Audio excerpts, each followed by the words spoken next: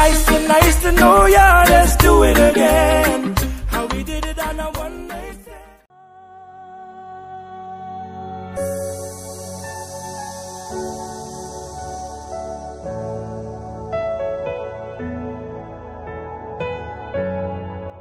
Matatandaan noong May 17, si Emma Nimedes ay na-diagnose ng acute myeloid leukemia. Ito ay isang uri ng kanser sa dugo.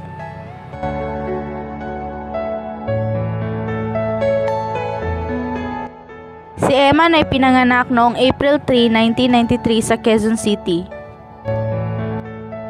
Siya ay nagsimulang gumawa o mag-upload ng video noong 2011 at naging sikat noong 2017 matapos mag-viral ang parody video na kinaaliwan ng mga netizens.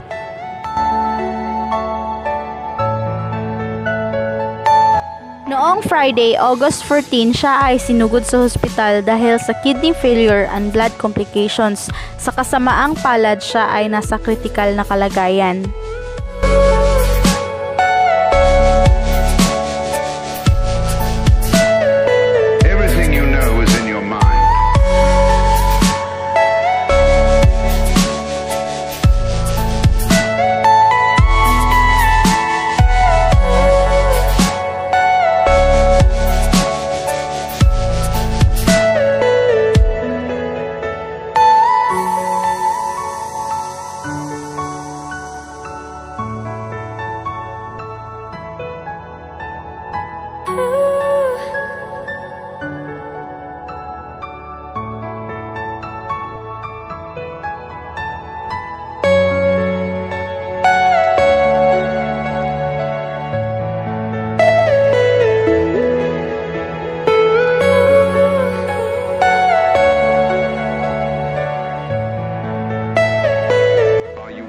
Kaninang madaling araw, si Emma Nimedes ay binawian na ng buhay. Ito ay kinumpirma ng kanyang nobyang si Pichi Santos.